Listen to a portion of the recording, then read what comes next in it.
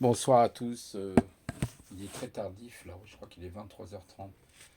Alors, c'est une petite capsule très simple qui ne durera pas éternellement, euh, qui est un peu pour les geeks, ou alors vous pouvez toujours vous intéresser à ce sujet parce que je pense qu'il vous concerne, il nous concerne tous. Je lisais un article là très intéressant sur les outils que pourront posséder les hackers en 2025.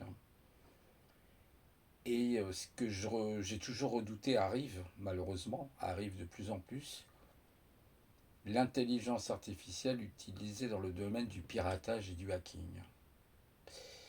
Alors je peux vous dire que c'est pas piqué des hannetons parce que l'article est assez quand même pessimiste, on va dire, hein, parce que, enfin, pour contrer ça, ça va être extrêmement complexe, très très complexe pour trouver des systèmes de protection contre ce genre de nouvelles techniques pour attaquer. Alors le titre de cet article, les pirates informatiques se dopent effectivement à l'intelligence artificielle, 10 menaces qui changent donc les règles du jeu en 2025. Et je ne vous dis pas ces menaces, hein, vous les connaissez, elles sont déjà un peu plus ou moins classiques. Alors vous avez la première menace qui sera, vous connaissez certainement sous le nom de engineering social. Voilà, l'engineering social c'est quoi? C'est l'usurpation d'identité, entre autres. Alors là ils vous disent hein, dans l'article, hein, je vais essayer de vous trouver des choses très brèves à lire, hein, pas trop longtemps. Hein. L'ingénierie, vous voyez, sociale exploite par exemple la manipulation psychologique pour inciter les individus à divulguer par exemple des informations sensibles, ça vous le saviez, ou à effectuer des actions donc compromettantes. Avec l'essor de l'IA, ces attaques sont devenues plus personnalisées et difficiles à détecter. J'ai bien dit difficiles à détecter. Euh, Par exemple, vous avez le DIP, alors vous avez des différentes parties logicielles comme le phishing avancé. Hein. Le phishing, vous savez, c'est ce que vous pouvez recevoir dans vos mails hein, et puis qui vous incite à cliquer sur un lien et éventuellement vous ramener vers un site tout à fait, qui vous paraît tout à fait sain, qui en réalité est un faux site. Hein. Et là, vous en avez un surtout qui est fantastique, qui s'appelle le deepfake et le clonage vocal. J'ai bien dit le clonage vocal.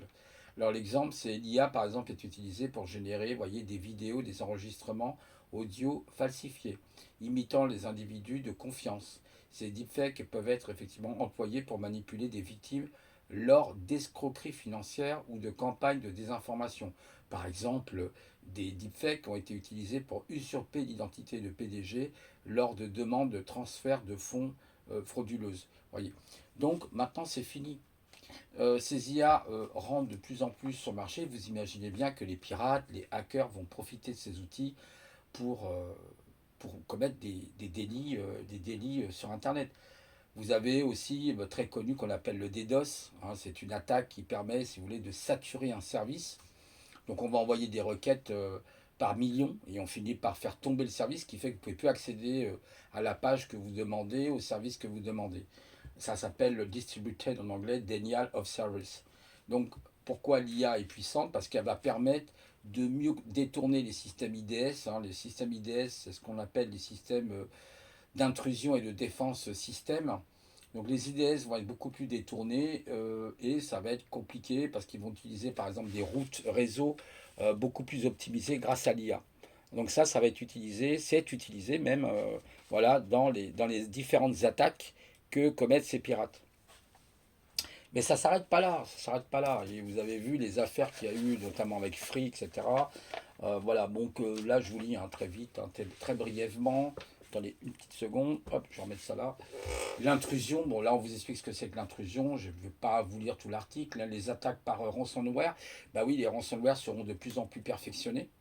Vous savez, le ransomware, c'est on vous bloque, on va chiffrer vos données et le pirate va vous dire, ou les pirates vont vous dire, bah, il faut que vous donniez effectivement une somme, moyennant une somme, on va pouvoir vous donner la clé qui va permettre de débloquer votre disque a été piraté et vos données, vous pourrez y accéder à nouveau. Vous avez beaucoup d'entreprises hein, qui ont eu des faillites, hein, qui ont mis la clé sous la porte à cause des ransomware, il faut le savoir. Le vol des données, bon là je vous apprends rien. Hein. Vol des données, vous avez vu l'affaire Free. Ah, on pense que l'affaire Free, pas que Free d'ailleurs, il y a eu aussi Chronopost, hein, il n'y a pas longtemps, ils se sont fait pirater. Craquage de mots de passe, voilà, c'est un jeu d'enfant. Oh, vous voyez, dans le craquage des mots de passe, ça je ne l'avais même pas lu dans l'article, hein, parce qu'il y en a encore d'autres, je crois. Il y a d'autres domaines qui sont visés L'IA, l'attaque aussi, bon, on y reviendra après là-dessus. Vous voyez, craquage de mot de passe, peut-être je peux le lire. J'espère qu'il n'est pas trop long. En fait, c'est l'attaque par force brute améliorée. Bah oui, la force brute, c'est comme un dictionnaire. En fait, vous avez des algorithmes, hein, c'est-à-dire une suite d'instructions d'apprentissage automatique peuvent donc prédire, par exemple, les schémas de création de mots de passe, réduisant le nombre de tentatives nécessaires pour les craquer. Par exemple, des modèles entraînés sur des bases de données de mots de passe compromis peuvent générer des listes de mots de passe probables, augmentant l'efficacité des attaques par brute. C'est un peu les attaques par dictionnaire. Donc on va donner une base, donc on peut créer pourquoi pas un prompt qui va permettre, ou du moins une base de données que l'IA va pouvoir gérer et trouver les meilleurs mots de passe possibles. Vous voyez, attaque par dictionnaire personnalisé, l'IA peut donc générer des dictionnaires de mots de passe personnalisés en se basant par exemple sur les informations personnelles des victimes telles que les noms, date de naissance ou centre d'intérêt, souvent extraites des réseaux sociaux. Cela rend les attaques plus effectivement ciblées et augmente les chances de succès. Exemple d'outil, vous avez PassGAN, hein, c'est un outil, puis il y en a sûrement d'autres, PassGAN qui permettent de le faire. Donc vous voyez que l'IA maintenant s'intègre partout, et notamment chez les hackers et les pirates. Bon, ce qu'on appelle un hacker, alors après vous avez les hackers éthiques, hein, enfin vous avez les pen testers, choses comme ça, là il n'y a pas de souci. Mais eux, c'est eux, c'est les chapeaux noirs, hein, c'est autre chose. Donc attaque d'adversarial machine learning, donc ça c'est des attaques avec les machines qui apprennent entre elles. Là je connais moins. Vous imaginez le data poisoning, tromper l'IA, waouh, attaque sur les systèmes IoT, donc c'est les Internet des objets, hein, technologiques, les IoT. Les IoT, c'est vos téléphones portables, c'est vos oreilles connectées, voilà, c'est tout ce qui va être système embarqué, en général, les IoT. On va avoir aussi des attaques sur les algorithmes de blockchain. Alors là, ça va concerner si vous avez effectivement des crypto-monnaies. Faites très attention de ne pas être victime d'attaques par des IA que vont utiliser les hackers à ce moment-là. Attaque donc sur les algorithmes de blockchain et de crypto-monnaies. 51% d'attaques. Je ne sais pas si vous voyez là, c'est chaud quand même, hein. Donc il est dit, par exemple, je vais vous le lire très rapidement, les blockchains sont des systèmes de stockage de données décentralisés. Donc, hein, c'est du peer-to-peer en général, comme Tor par exemple. Donc souvent utilisés pour sécuriser les transactions de crypto-monnaies, ces attaques exploitent des vulnérabilités dans les algorithmes ou donc les smart contracts pour voler effectivement des fonds, perturber des opérations ou manipuler des transactions comme par exemple les doubles dépenses. Vous voyez par exemple si vous faites une transaction, faites très attention qu'il n'y ait pas des IA qui scannent à ce moment-là votre opération, hein, votre opération d'échange, etc. Parce qu'elle pourrait interagir avec cet échange. Euh, c'est chaud, c'est chaud. Donc exploitation des contrats effectivement d'intelligence, attaque à double dépense, etc. Donc je ne suis pas un spécialiste dans le domaine, mais c'est pour vous dire. Ensuite, vous avez l'attaque des désinformations et des manipulations, ce qu'on appelle les fake news, création automatisée de contenu, manipulation d'événements réels, les botnets, hein, ce qu'on appelle les botnets. Hein. Les botnets avec l'IA, ce sont des réseaux qui utilisent des agents conversationnels comme ChatGPT.